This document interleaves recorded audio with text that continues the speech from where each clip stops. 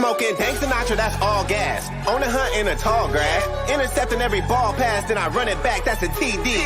Check the scoreboard, y'all last. We up one, you see me. Pussy niggas wanna talk about it, go to Hellcat, no demon. I be politicking on your broadcast at the red carpet like the famous homie. Ask your bitch, really famous homie, and you know it's in me. It ain't on me. So creative like I made Adobe. I've been balling like I play with Kobe.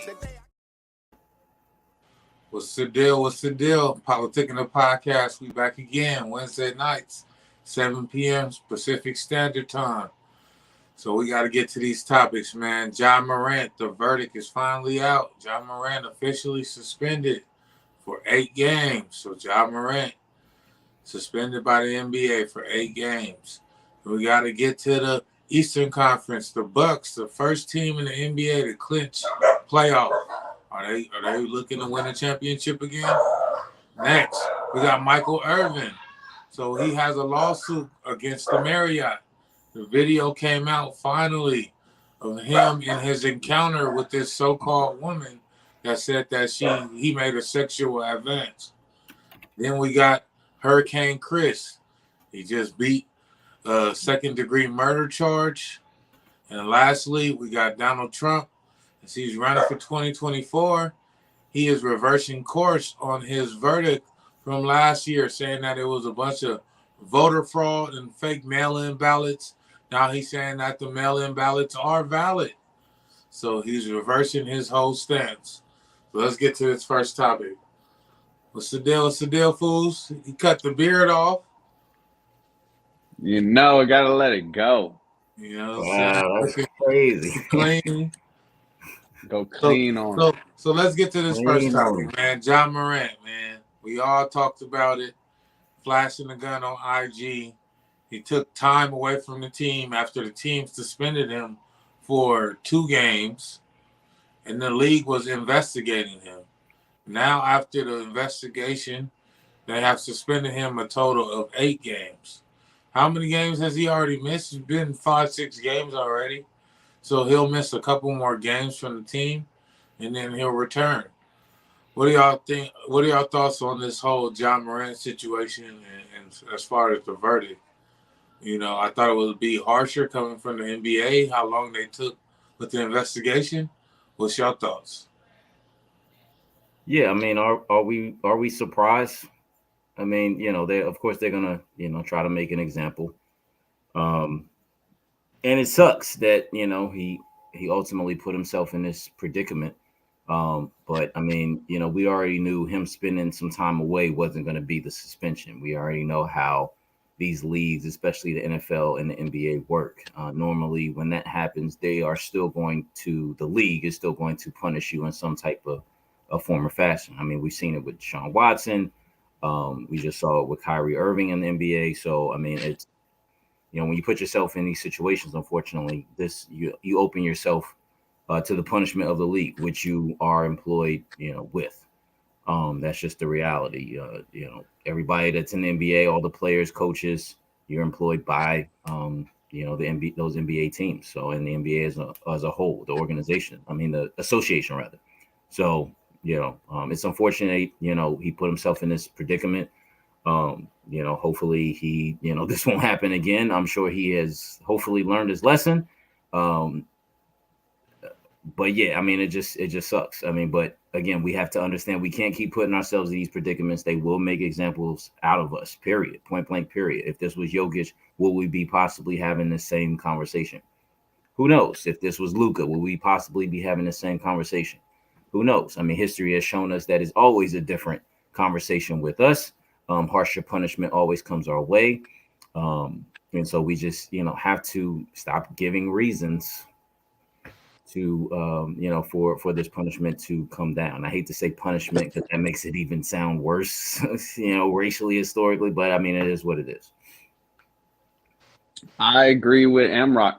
I mean, you kind of sort of put yourself in that predicament by doing what you were doing. There was no reason to flash a gun at all. Like, whether you in a strip club or I don't know where you were, but wherever you were, it didn't look like your life was in danger to flash a gun. So you put that on yourself. Is it really a punishment? That I don't know because, okay, you out 8 games. You may not get paid. Now, if they still paying you, so you ain't losing money in your pocket if they still going to pay you. 8 games, what? There's how many games left in the season? So it just takes you out to the rest of the season. So is that really a punishment? Because you get to go into the playoffs with fresh legs. They're not saying, hey, your punishment, Ja Morant, is you can't play in the playoffs. It's, oh, you out 8 games. Okay, 1, 2, 3, 4, all the way to 8. Then all of a sudden playoffs start. Is that really a punishment? No. Should it be harsher? I don't think so because, I mean, you shouldn't flash a gun at all. You know, there's no point in it. But when I first heard about it, I thought he had like a rifle or like an AK-47. It was like a little, like, I mean, a gun is a gun, but I was like, oh, why are you flashing that? Like, I thought you had something like, look at this. You know, it was just like, right. So I think his punishment is not harsher because the police dropped any charges against him. Maybe that's why he only got 8 games, but to me, I don't really think it's a punishment at all. If you pretty much out for 8 games, you about to still go into the playoffs, play in the playoffs. If it is different because you are an NBA player, so it does show the difference in people's professions. Because if I flashed the gun at my job, I would not be suspended for 8 games. I would be out the league. I would be out of a job, trying to find a new job. And then that new job is asking me, what happened? Oh, I flashed a gun at work. And then I'm having trouble getting a new job. So the punishment, is it really a punishment if you still get to play in the playoffs and that's where you really make your money? That's debatable. Now, speaking of the money, that's exactly why he will be playing in the playoffs, so that the NBA can make their money. They're not going to hurt their product with Kevin Durant out, with all these injuries that are occurring. You know, you got Luka with a flat tire over there. You got, even in the East, you got Jalen Brunson going out with the Knicks. I mean, it's with so many injuries going into this NBA playoffs, they got to put the product first. So, of course, they're not going to suspend him for the playoffs. And the Lakers trying to make a late push into the playoffs is the best thing that they can wish for. And they hoping that one of these play-in teams get in one of these and make it a story and make it something, because the NBA has a product to sell, and their product and their value has been going down, especially with all of these injuries. So, of course, Ja Morant will be back and available for the playoffs. We never questioned that. Coming from a business standpoint, I never thought the NBA was ever going to do anything to jeopardize their playoffs. And they couldn't do anything as far as suspending them for the rest of the season, because if the Memphis falls too far down in the standings, then that's going to hurt their playoffs the same way. So, no, we need him to come back as soon as possible. 8 games. Oh, he already served 5, 6. He'll be out another week or 2. And, you know what I'm saying, we can get this ball back rolling. So, you know, business is business. And at the end of the day, when you're such a marketable talent like Ja Morant, you know, sometimes your talent gets you out of scenarios that nobody else could. The fact that you just Ja Morant and what you mean to Memphis, and how Memphis isn't a big market, so they can't just get a talent over there like that. They got to hold on to the talent that they got. And that's you. Whether you flashing guns or not, they're going to stick by you. They're going to ride by you. I was watching Skip and Shannon. They was talking about he went away for healing. I'm like, he healing from what? Healing from flashing a gun in the nightclub? Why you got your shirt off? What are you doing in the nightclub with your shirt off, man? This nigga tripping, man. I don't know. That nigga Ja. But I need to see him in the playoffs, so good shit, NBA. Well, but let's get to this Eastern Conference. So the Bucks are the first team in the NBA to clinch a playoff berth right now. So they're going to be a top seed, which means they will not participate in the play-in. So with the play-in, it doesn't guarantee you a playoff berth, as the Clippers learned last year, as we lost 2 play-in games and did not actually make the playoffs, even though we were the 7th seed? Mm-hmm. Entering into the playoffs and lost 2 play-in games and actually did not make the playoffs. And we remember, Pat Beverly going crazy, crying, the Timberwolves acting like they won the chip already.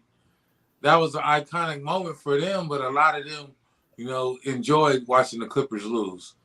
But what do y'all think? What are y'all thoughts on the Bucks right now, still in their NBA playoff berth? Do you think that they're gonna be like one of the beasts in the East? Do the East have to go through them, or is it still the Celtics, conference to lose? I know that the Celtics were the best last year, but Milwaukee wasn't healthy. Milwaukee didn't have all their players. So, therefore, if I'm weighing it, okay, the Celtics won the conference and they lost in the finals. Milwaukee went to the finals and won. It hasn't changed. Everybody's on this Boston kick. No, it has always been going. It has to go through Milwaukee. A healthy Milwaukee Bucks. It has to go through a healthy Milwaukee Bucks. If they got Middleton, which they have back, if they got all their players, it has to go through Milwaukee. Celtics won. Middleton was hurt. Milwaukee wasn't 100%. If we use it for the trash Lakers, we ain't doing good because Anthony Davis and LeBron James, and we can use it for everybody else. Why aren't we using it for the Bucks? And it's like, no, Bucks, you're done. Don't they have one of the greatest players in the world? Like, Giannis is one of the greatest in the world. And once that boy gets a jump shot, it is over for the whole league. Just letting everybody know. But until then, in the East, it has to go through them. Everybody was hype on Phoenix, but, Kevin Durant injuring himself doing warm-ups. So, you got to go through the Bucks. Yeah, to be fair, you're right. Middleton was hurt last year. I solely believe that, if he wasn't hurt, the Bucks were the team. But to be fair, the Celtics were the Eastern Conference champions. So until somebody knocks them off, and they look pretty good this year. Looking at the numbers, they're both averaging the Bucks are averaging about 2 more points per game. Defense, they're about the same as far as, opponents. But a team that, everybody talks about, Sixers and Knicks in the East, of course, the Bucks, the Celtics, but everybody passes over Cleveland. And Cleveland has the best opponent points per game and differential. Their opponents are only averaging 106 points per game. That's the lowest in the league right now. They're playing very, very good defense. If Jalen Brunson remains out, the Knicks right now are playing Cleveland in the first round. Cleveland would certainly beat them, and then they would ultimately have the Bucks. And not to say that, you could stop Middleton and Drew Holiday and, of course, Giannis. But if there is a team that could do that, it's the team that's playing one of the best, some of the best defense in the league, which would be the Cleveland Cavaliers. But yeah, listen, it's ultimately going to come down to, I think, one of those 4 teams at the top. You got Milwaukee, you got Boston, you got Philly, and you got Cleveland. Of course, Philly, Doc Rivers is out there, so good luck with that.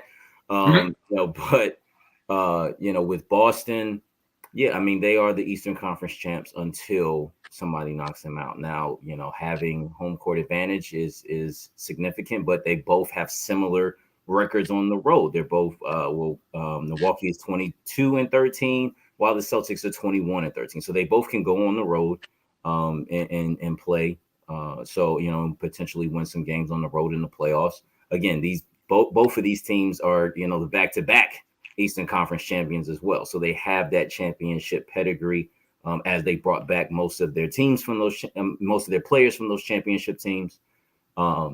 So yeah, I mean, it's going to come down to one of those two teams, but don't sleep on the Cleveland Cavaliers. I'm gonna put that out there. Don't sleep on them. They got Donovan Mitchell. They got some big guys down low, even though they're still kind of young on the wings. Defense, especially in the playoffs, matters.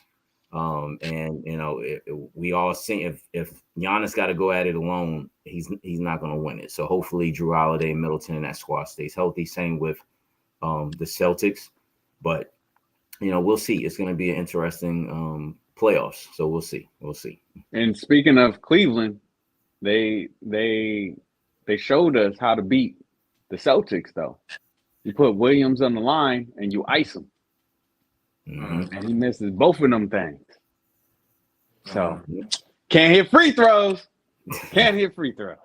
Yeah, but I still think that the Celtics, you know, their pickups was for depth.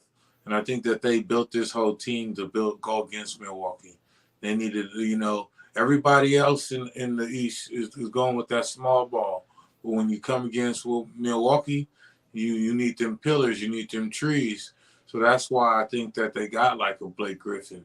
But to get like a Malcolm Brogdon, a true point guard, so in these different scenarios, you can actually run half-court sets, and you don't have to have Tatum or Jaylen Brown actually out there initiating the offense. You got that true point guard, because Marcus Smart is not that guy that's going to go out there, you know, and run plays. So getting Malcolm Brogdon, I think, is going to be the difference between why they can get past Milwaukee and ultimately will be the difference why the Celtics will be back, you know, representing the Eastern Conference in the finals this year. That's my belief. Like Imrock said, you know, they're the defending champs. Milwaukee has to go through them at this point, and the Celtics did nothing but get better. And, you know, they solidified their coach by actually making him the real head coach instead of the interim, you know, and as they get healthier, closer to, you know, the playoffs, it's clear as day that in that last moment, they didn't know if it was going to be Jaylen Brown ball or Jason Tatum ball. This is Jason Tatum's team going forward, and Jaylen Brown is the Robin. Everybody knows that their roles are defined, and I think that that's definitely going to help them coming into this playoffs. Because you remember they had Kyrie, and then Kyrie got injured, and they was both kind of doing their thing. And then last year they overachieved, and neither one wanted to take that moment, you know, in them last 2 minutes. Now we know who's the man. It's Jason Tatum's team, and you know the Celtics are the team to beat in the East. All right, but let's get to this Michael Irvin news, because if you guys heard about this Michael Irvin situation, so Michael Irvin is suing the Marriott. He's suing the Marriott because they basically accused him. They had an associate accuse him of sexual misconduct. And now the video comes out of him basically getting approached by this woman, having a conversation, and then basically going on with his day as the woman was reprimanded by her manager for stopping and having this long conversation with the guests. So did you guys look into this? Have you guys seen this video? What are y'all thoughts on Michael Irvin and this whole scenario? You know, this shit is real serious because we have the Emmett Tills. We all know the story of Emmett Till being accused. So when a black man is accused of doing something to a white woman, it's this automatic connotation that is connected to that. And you don't understand how damaging that is for a black man. ESPN suspended this man without pay, just off the accusation. Yeah. Not just Emmett Till. I mean, this has happened throughout our history. It's still happening now. I mean, you know, a black man was just exonerated from 400. He was sentenced to 400 years for armed robbery, and he was just got exonerated, you know, after being accused of that. So, you know, this happens all the time. This was clearly a setup by someone. Marriott hired somebody. I mean, somebody hired the Marriott to execute this because this was absolutely ridiculous. And then, of course, video shows what happened. Not only did he lose out on money from ESPN, but he was supposed to cover the Super Bowl. So that's why he's suing for $100 million. I'm sure he was going to be making a substantial amount of money from that coverage during the Super Bowl that he lost out on as well. And also, we have to understand this is Michael Irvin. All right. If y'all don't know his history or his past, he has had some run-ins with the law before. All right. So it was just a natural, oh my God, it's like if it was Ron Artest or Meta World Peace. Right. Oh, here we go again type of attitude. Right. Oh, it's Michael Irvin. This must be true. Right. He's been, dealing with drugs and alcohol, whatever other issues he's had before in the past. So this must be true. But no, this was clearly a setup from the word go. Like you said, the video, all he did was the initial, I guess, just touch, or she touched him. It was simply nothing but a touch on the elbow or the arm. There was no type of misconduct whatsoever.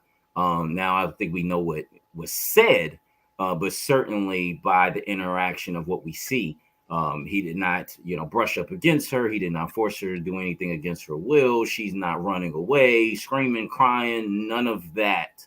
To insinuate any type of misconduct.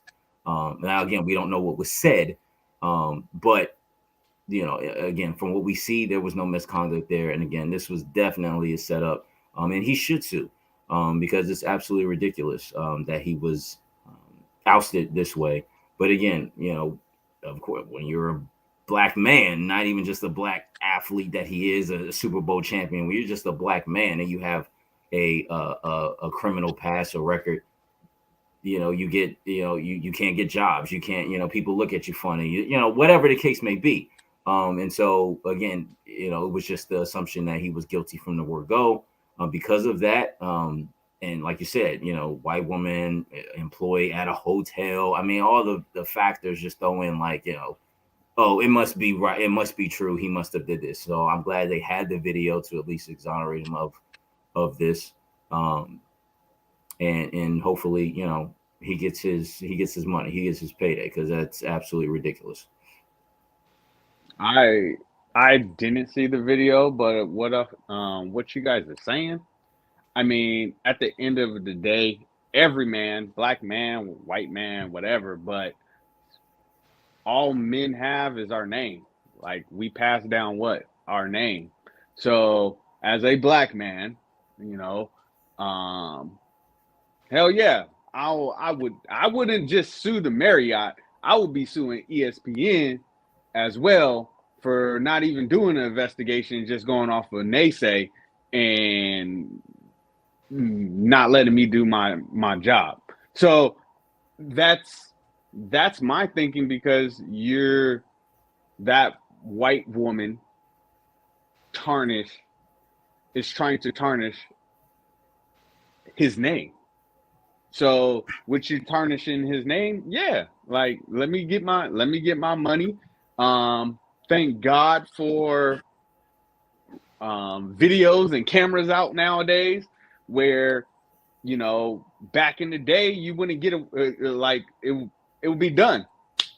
Michael Irvin did this. This is what it is. He lost everything, and now he's dealing with the consequences. This is far different than Ja Morant. Ja Morant put that on himself. Irvin, he was set up. So that's good that he's fighting for his name. And I believe that's why we step different as colored and black men. We continue to step different. And white people, you want to know how our lives are? This is how it goes. Why we stay away from what they call it, the white devil, you know what I'm saying? The white woman, because y'all be trying to set us up, especially if you got some money in your pocket. you trying to get a quick dollar. This is why we move a certain way. This is why we don't take our hands off the steering wheel. This is why we act with police the way that we act. This is why we go on our rants that we go on, because ain't nobody saying anything. Since it is not real, are they going to come out and say who the white woman was? Are you going to say her name? Because she went to go tarnish his name. So how about you guys come out publicly and say what her name was? Mm-hmm. No, y'all ain't going to do that. Y'all can't mess up the white image. But, we can drag our brothers around. So good job, Michael Irvin. And so ESPN, if you remember a few Super Bowls when Super Bowl in Tampa Bay, when Tampa Bay won a few years ago. You remember Warren Sapp? Warren Sapp was and he got sent home for sexual misconduct because I guess he was purchasing prostitutes. And so when this situation comes up, now they automatically just send you home without pay, covering their own ass, because the last nigga was up here doing some nigga shit. So at the same time, yeah, but niggas got to stop doing nigga shit. And Michael Irvin wasn't wrong, but we got to, as a people, we got to understand that they look at us all as one. So when one nigga does some shit, now all of us got to pay for what that one nigga did. So Warren Sapp was out there picking up prostitutes. So now Michael Irvin gets the short end of the stick. And ESPN covered their ass because last time, a couple years ago, they had a black guy with a tattered past covering the Super Bowl for them. He was out there picking up prostitutes at a hotel. And so, you know what I'm saying? It's crazy how this all like connects. You think so many things are isolated, but it's not an isolated incident. Now, as far as Michael Irvin, man, I would sue the shit out of them, man, because that shit was crazy. Like, if you watch the video, you like, man, that dude didn't do nothing. She actually came from behind the bar, walked in his path. He was walking too fast, so she sped up. Then she was going to go past him, so she slowed down. And then she initiated the conversation. She stuck her hand out. She touched him first. They was laughing back and forth, and when he was laughing, he like touched her elbow while laughing. And then he shook her hand again as he exited. And after he shook her hand, another fan came up to ask for a picture, and he walked over there by the door and took a selfie with the guy. I ain't saying she a gold digger. What network covered the Super Bowl? Was that CBS or Fox? Or What NBC? was that? I said, what network covered the Super Bowl? Was that NBC? Or I think Fox? it was CBS. CBS. Yeah. Let's imagine if this was Tony Romo 2 weeks before the Super Bowl. Uh-huh. Would they pull their, $30 million man off the their guy off their Joe Buck now off the Super Bowl? Mm. Come on now. I don't know, man. This shit crazy. But let's get to this next topic, man. We got to get to this Hurricane Chris, man. So he was in jail for a second-degree murder, and basically he pleaded the Deebo. They're calling it the Deebo plea. So basically he's stating that the guy was basically a bully and that he had to defend himself against this bully, and that it was basically a self-defense mechanism which caused him to, shoot this guy and get this second-degree murder charge. So what are y'all thoughts on, Hurricane Chris beating this murder charge and a rapper actually beating a murder charge and getting free? Because typically with rappers, just because you're a rapper, you get this bad rap and you get this bad name, especially if some of your lyrics say anything that is close to what happened, then they try to use your lyrics against you. That's this new thing. So what are y'all's thoughts on like a rapper actually catching a victory in court? Because we never see these rappers catch victories. All we see is Ricos and snitching. Yeah, I mean, it's tough because you don't want anybody to be put in that predicament. I mean, if it was clearly basically self-defense and he had to defend himself, if that's what the evidence showed, if that's what they was able to prove, or at least create that reasonable doubt that it was murder, then so be it. And if it was self-defense, then that's what it is. But it sucks that again, another black male, rapper, entertainer, athlete, whatever the case may be, just another black man finds himself in this predicament. It just that just sucks. But I mean, yeah, it's certainly a victory, but again, is it really a victory? Because now we're talking about him being involved in a murder trial, a murder case. Unfortunately, that's a stain, regardless if you're a rapper or not. That's just a stain on who you are. To Ya's point, as a male, all we have is our name. So, you look, you type in Hurricane. I mean, immediately it's a mugshot, and the A Bay rapper gets off. Like that's like and that's that. It's it just sucks that we always have to have these headlines and go through these type of situations, unfortunately. But ultimately, if he was defending himself like any man, you have the right to defend yourself. And if if he had a gun, if the other gentleman had the gun, if they showed hey, this is what occurred, if there was who knows what type of evidence they have or presented, but ultimately that led to the jury saying, hey, we believe it was self-defense, we did not believe he killed him with intent or what have you. So you have to let him go if that's the case, and that's what happened. So good for him in that regard, but it still sucks that this will be tied to him ultimately for the rest of his life. And once again, like how Amrock brought back up, it is your name. Your name is all that you got. That your name is what you die with. Like that is what you pass down as a man. If it was self-defense, cool. Justice served. He got away. I don't really care if he's a rapper or not. I mean, unfortunately, like murder and rap, they always seem to go together. It's like that's your baby sister or something like that.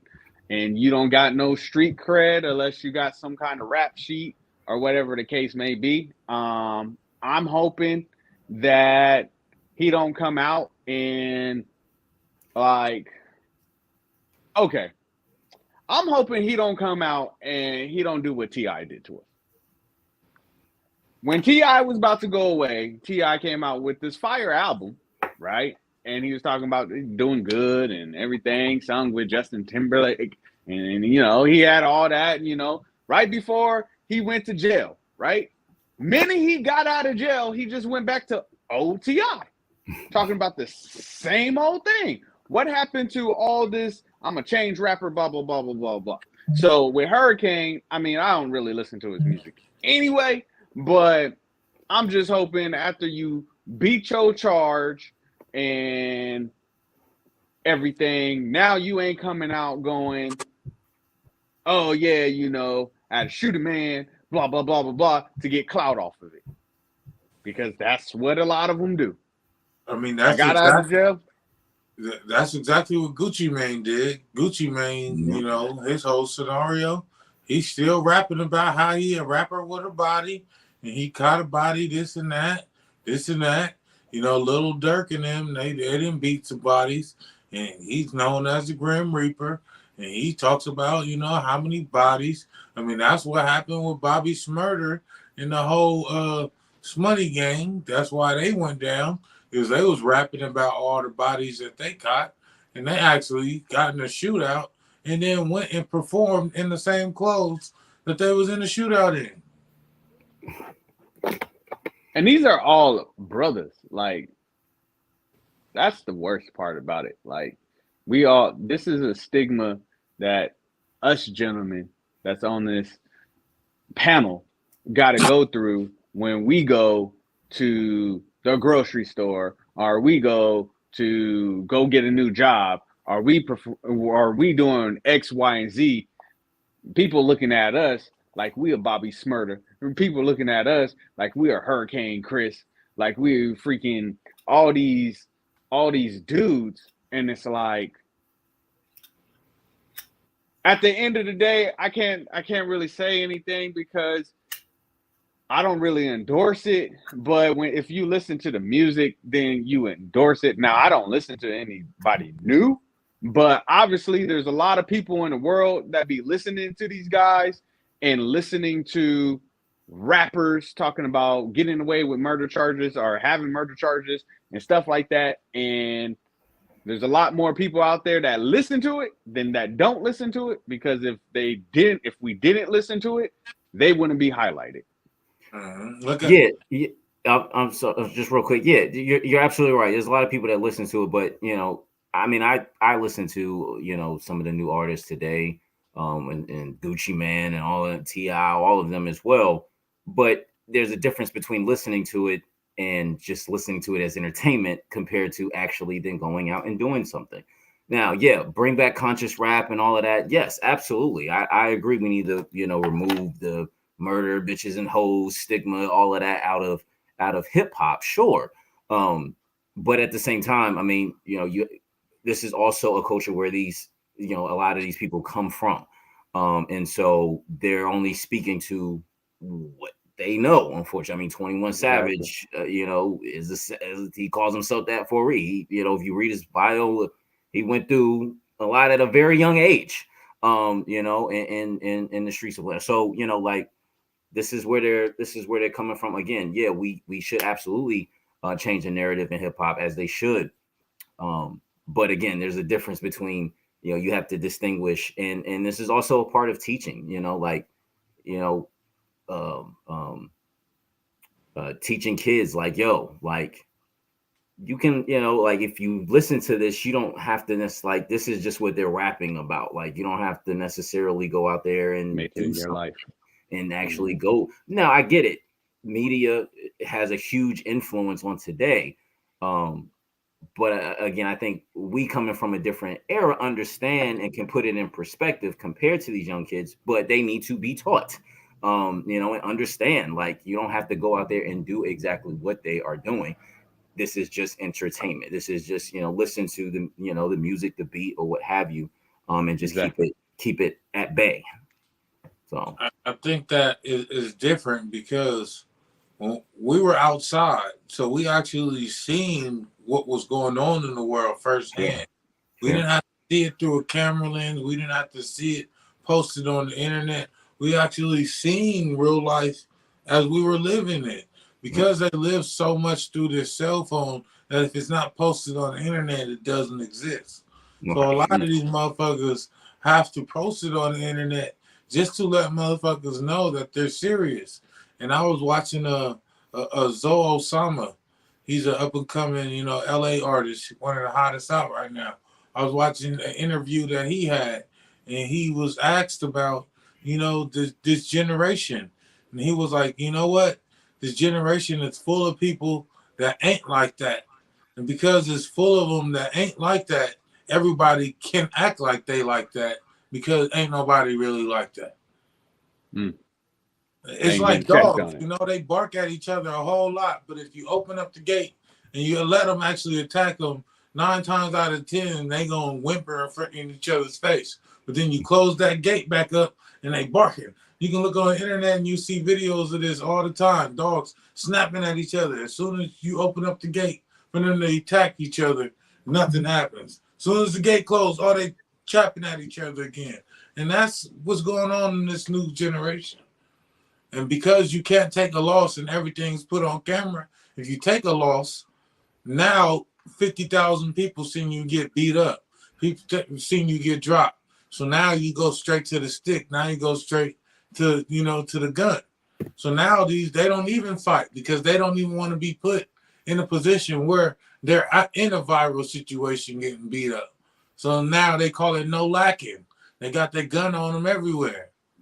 You know what I'm saying? You listen to Nardo Wick, he said, you know what I'm saying? I ain't never lacking. I pump gas with my gun out.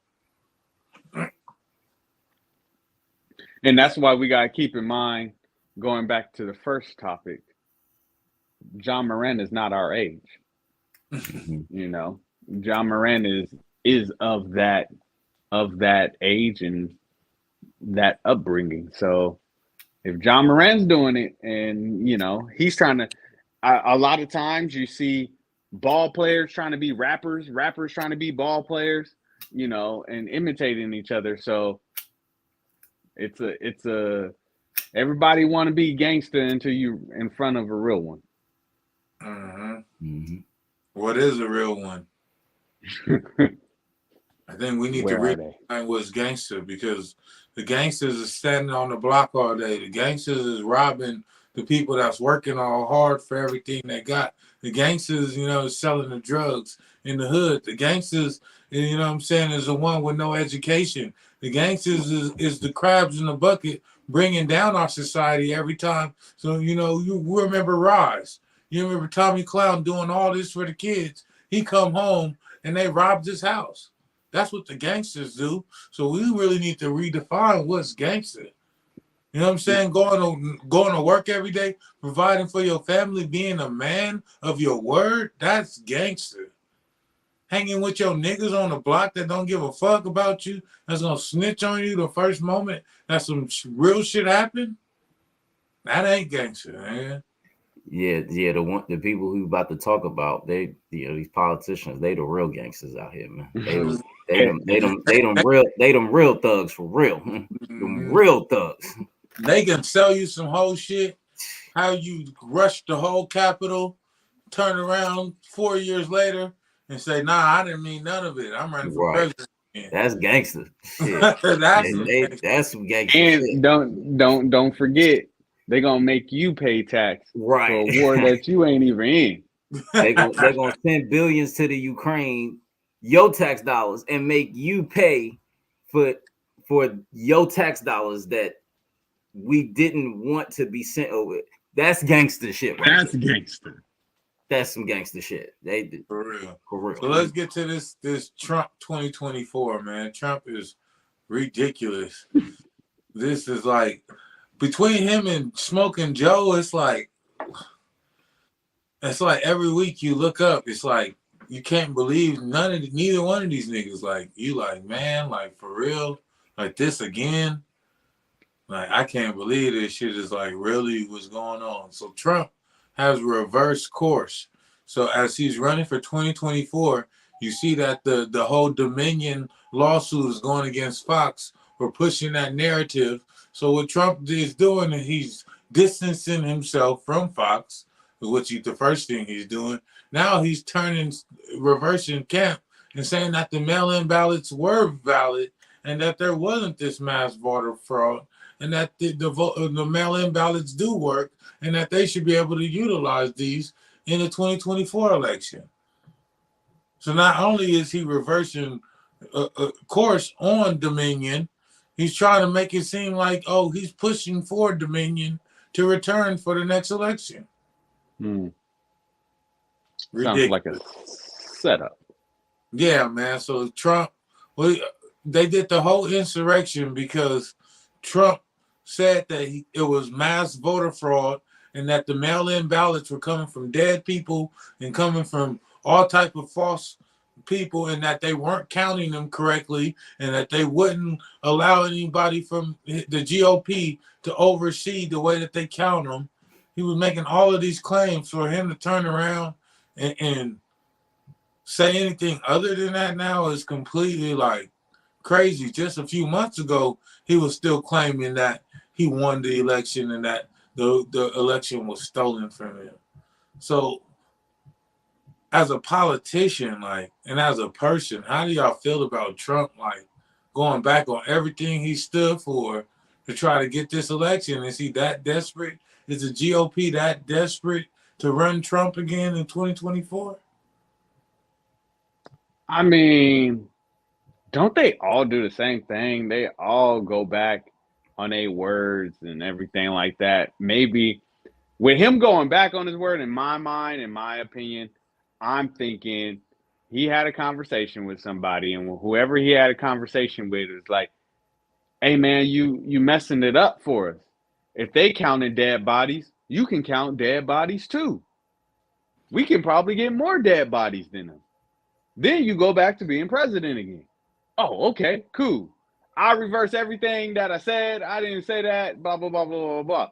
Is no different than smoking Joe making promises that if it's about, hey, if you black and you ain't black if you don't vote for me, right? And then black people voted for you because we still haven't realized that. Why do they always want our vote? Because we hold the majority of the votes. Like y'all got it. Like So why so do they? so the electoral college is swing states. So what swing states are states that can either go red or blue. And these black men, well, not necessarily black women, mainly black women, are basically the difference between winning a state and losing a state. So because of this is why you add a Kamala Harris onto your vice presidency so that you get 98% of black women votes, so that you win all the swing states, so that you win the electoral college, so that you get the presidency, which is exactly what happened.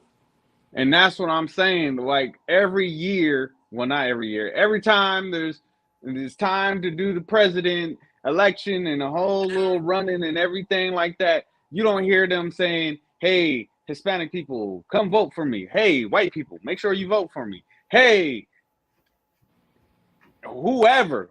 It's always, hey, black people. Hey, black people. That means we got the power, people. Enough off of that. But like they always reversing their words. Trump ain't no different than them. Like at the end of the day, like how we said, they all gangsters. So what they say is they're gonna tell you one thing to get you to vote for them and to get something to go in their favor. That's all I'm hearing.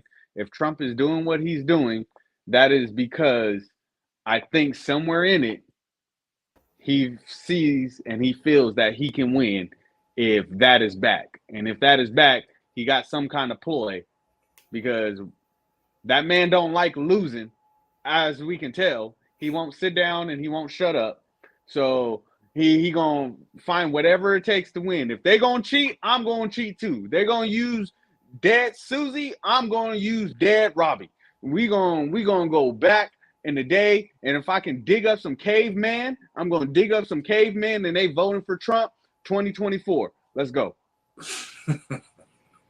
Yeah, I mean, look, did he really lose, or did they have win who they wanted to win, right? I mean, it's been out there, the elections are rigged and this and that. I mean, Trump's just setting his scene, right? He's just setting his scene for his, what was it, over 100 million voters that he had, 70, anywhere between 70 to 100 million voters that he had.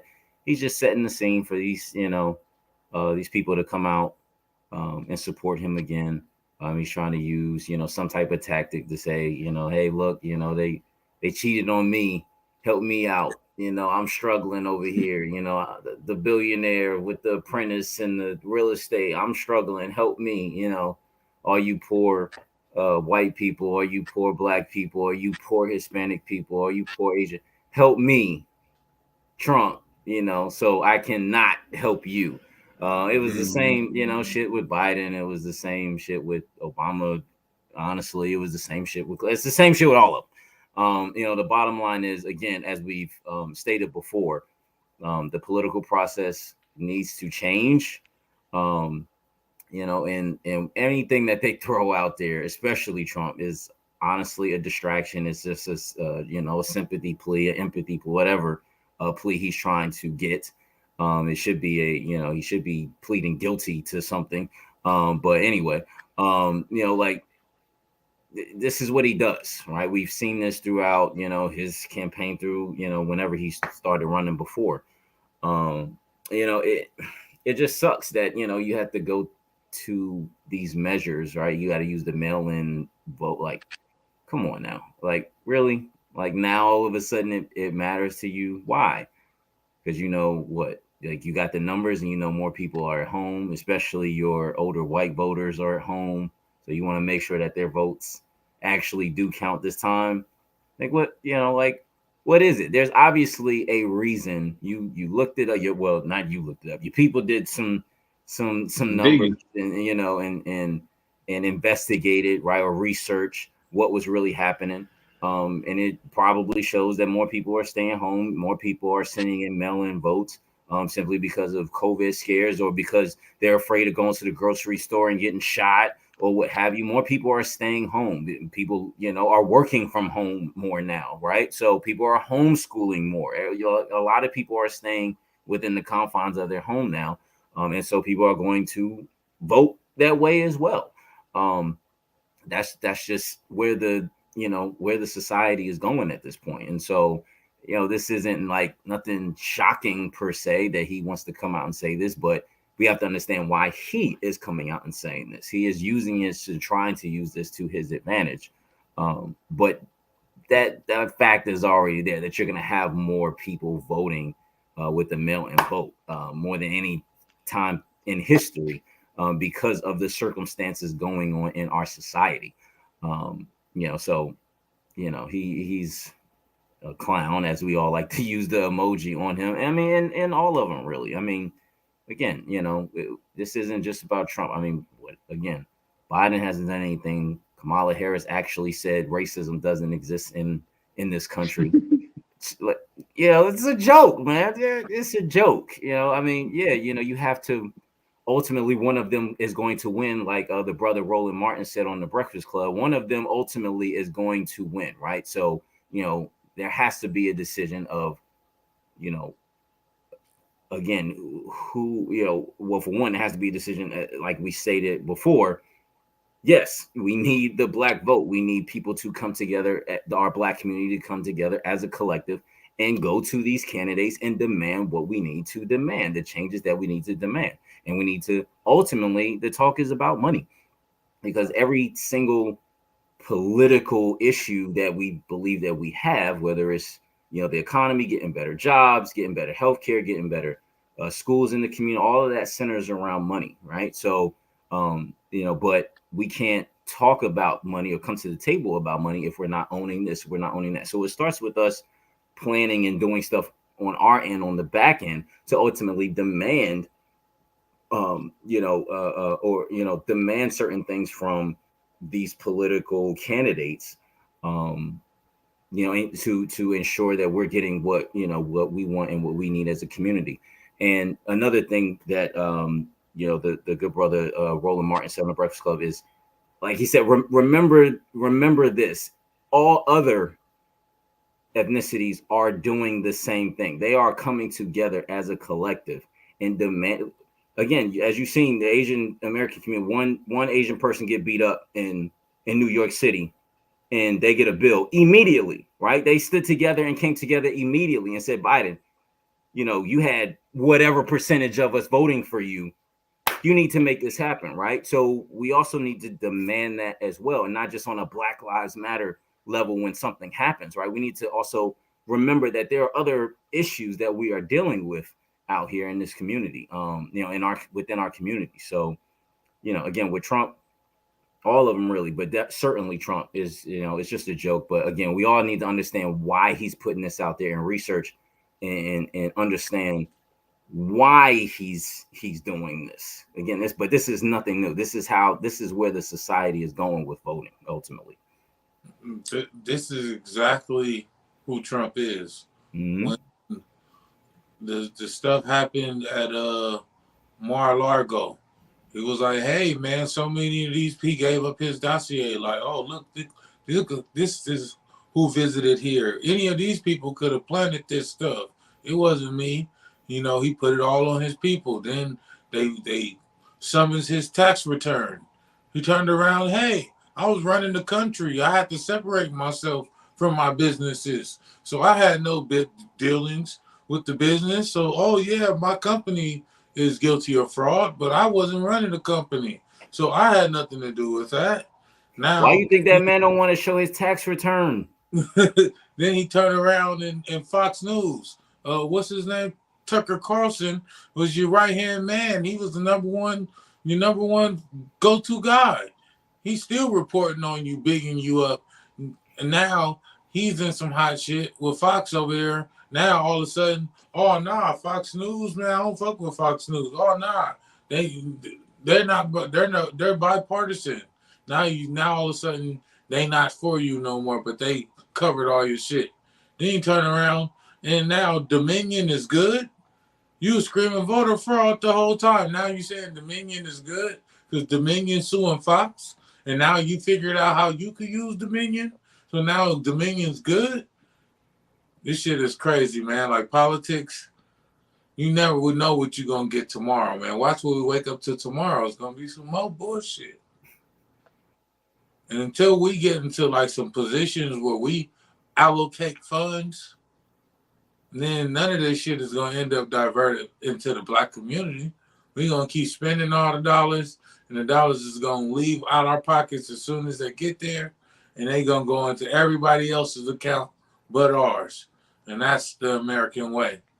And that's the way they try to keep it. Let's get some shout outs before we get up out of here. Hey, shout out to you guys. Shout out to PolitiKan. Again, it's always a pleasure to come on here and chop it up about the topics that that we discuss. So shout out to the DMV, shout out to Baltimore. I guess message that I have is people don't be afraid of change. Don't be afraid of starting new. All right. I know, sometimes change can come scary, but don't be afraid of it. Just embrace it, go through it. Most of the time, there's light on that other side. Just speaking on myself, moved to a different city, all these different things happen within the last 3 or so years. You just have to embrace it and just go through it. God has a plan for all of us. Just follow through, but you can either go left or you can go right. Right. So, it's about the decisions that you make and the choices. So just always think things through, but don't be afraid of that change. So again, shout out to you guys. As always, shout out to Blackbush Creators. Where we at? Right? Yeah, right there. Yeah, there we go. Man, shout out to you, brothers. Dank, Amrock. I appreciate you guys. Always love coming on here, chopping it up with you guys, learning things new, and also applying them to my life. For everybody that is watching, if this broadcast today showed you anything, is your name is the only thing that actually lives on after you die. Is your name. So especially us brothers, men, your name is the only thing you got. Make sure you protect it with your life. That's what you should be protecting it. Not your boys, but protecting your own name by making sure you're making the right moves that don't get you in situations, and that you ain't putting yourself in situations, and that your name ain't being tarnished, because there's people out there that are looking to tarnish your name, your legacy. That's all you got. That's all you got. So I appreciate you, brothers. You guys are making a name for yourselves. And while you guys chase greatness, you guys are helping me make a name for myself as well. Yes, sir, man. Shout out Blackwood Creators, but shout out Brand of Encouragement. Shout out Focus on the Future, HNS 420. Shout out all my brothers that ain't on the show, but, they out there doing what they got to do, man, making these waves. Now, when you mention that, Amrock, I got a phrase, and, I got it from The Wire, and I say this to my wife all the time, and I tell her, my name is my name. That's it. Like, my name is my name. Don't play with my name. And she knows, like, a lot of things, like, I let slide. Like, a lot of things I let slide. But when it comes to my integrity and my name, I do not play. Don't play with my name whatsoever. You know what I'm saying? So I was listening to Eric Thomas this morning, and he was talking about lions and gazelles. And he said the difference is between a lion and a gazelle is that when a gazelle wakes up, the gazelle knows that it has to be faster than the slowest lion for it to survive. And the lion knows that in order for it to eat, it has to be faster than the slowest lion. But either way, when you wake up, you better get the fucking running. So you better, whether you the gazelle or the lion, when you wake up and you ain't got that passion, that fire, if you don't get up there and start running, then it's either you gonna be a lion that ain't gonna eat today, or you're gonna be that slowest gazelle that's gonna get ate up by whatever the world gonna throw at you. So if they put you in the cage with a lion, just because you didn't try to eat the lion, don't mean the lion ain't gonna try to eat you, man. PolitiKan the podcast. We're about here. You want to stop me? You're gonna have to fucking kill me! Smoking Dank Sinatra, that's all gas. On the hunt in the tall grass. Intercepting every ball pass, then I run it back, that's a TD. Check the scoreboard, y'all last. We up one, you see me.